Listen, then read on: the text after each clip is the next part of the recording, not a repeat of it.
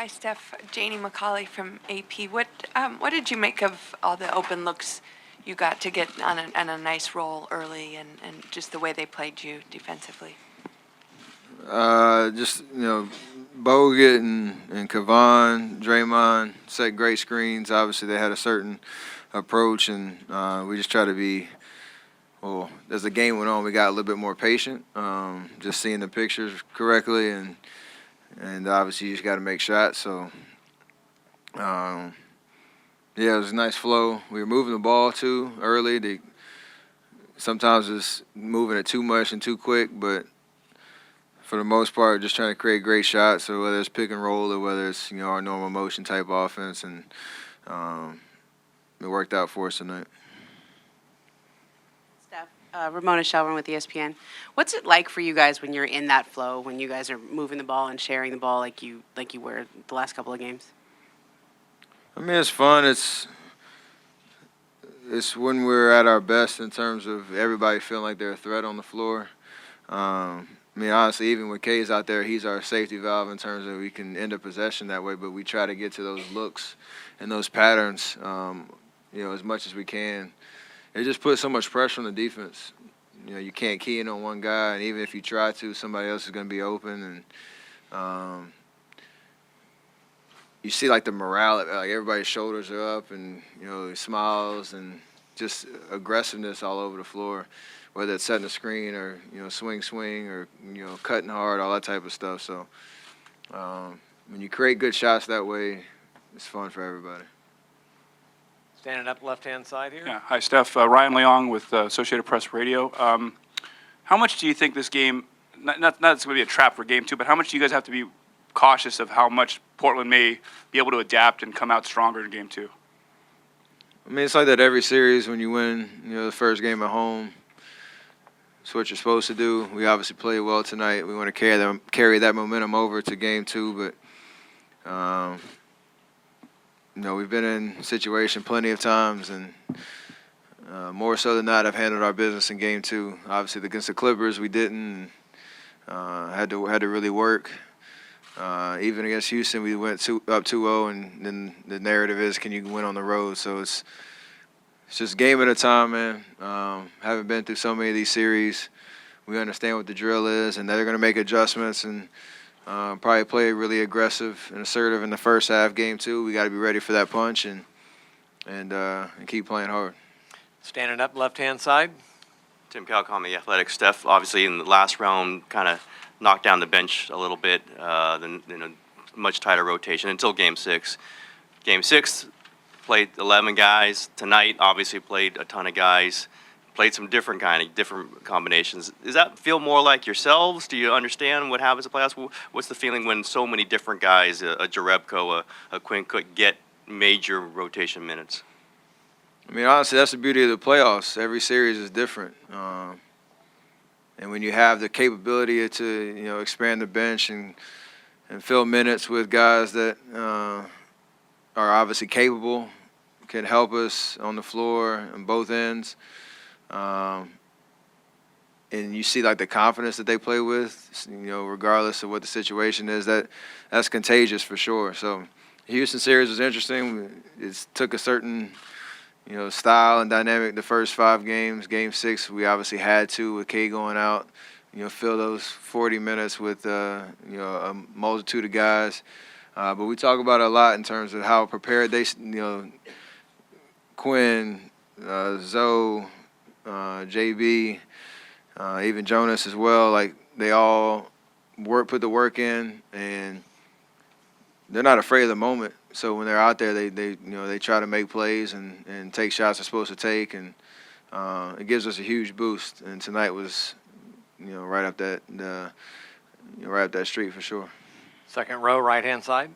Anthony Slater with the Athletic. Steph, were you just surprised how they guarded you with their bigs tonight?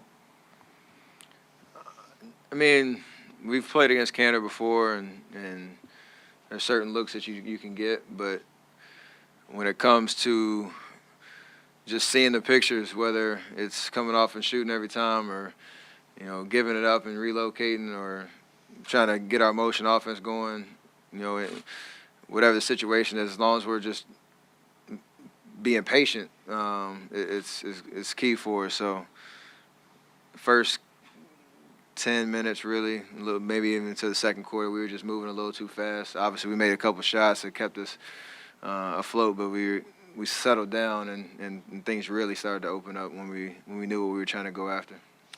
Third row, right-hand side. Stephen Crudell, ESPN. Obviously, you got rolling in the second half in Game 6 in Houston. How much do you think was a carryover of that into tonight? It helped. I mean, he just, again, I know what I'm capable of on the floor, and the situation calls for me to be a little bit more aggressive, and hopefully that'll continue. So, obviously, it's nice to see the ball go in. I didn't shoot the ball well for 4.5 quarters and or 4.5 games, I should say, in last series, and got off to a good start tonight. So, want to maintain that. Every game is different. You got to reestablish yourself, and that's my perspective. No matter how I play. Standing up here, left-hand side. Steph Matt Schneiman, Bay Area News Group. You guys had ruled Damian Jones out, and then he comes in and gives you guys some feel-good minutes. Draymond said he could see him playing more because he gives you guys a lob threat that he doesn't think you have. How'd you feel seeing him get on the court after everything he's been through, and could you see him maybe playing a little bit of a role here this series? Anything's possible with us in terms of who's out there on the floor, for sure. But for him, knowing that coming into this year, he was kind of slated in that starting spot until DeMarcus got back, and he was learning on the job and playing well and gaining that confidence and experience. And obviously, unfortunate injury that took the rest of the season away up until tonight. And he's been grinding. For like the last 3 or 4 weeks, you've been just seeing him,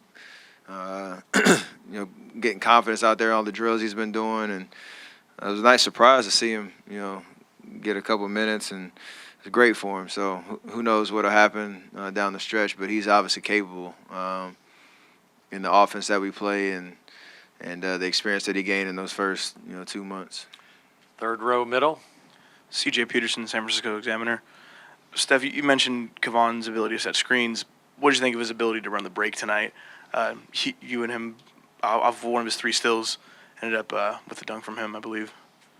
I mean, he's a pretty sneaky athletic in terms of open floor and the speed and whatnot. So he's versatile, too. He can do a lot of different things. He can sacrifice his body on screens and block shots, rebound really extremely well. And then when the pace starts to keep up or pick up, he can keep up for sure. So just love the energy that he plays with. And when he knows he's going to be a huge part of what we do, he usually shows up. 2 more, front row center. Julianne Herrera, ABC 7 News. Can you talk about how fun it was to be on the court with your brother today in the Western Conference Finals? I saw him trying to get back on defense once when you had the ball, and it's really special. You're the only brothers to ever do this. Yeah, we've been talking about it for the last couple of days about how special it is. Obviously, we've played plenty of games now on the same court, and you understand what that vibe is like. But on this stage, trying to chase a finals appearance is pretty surreal.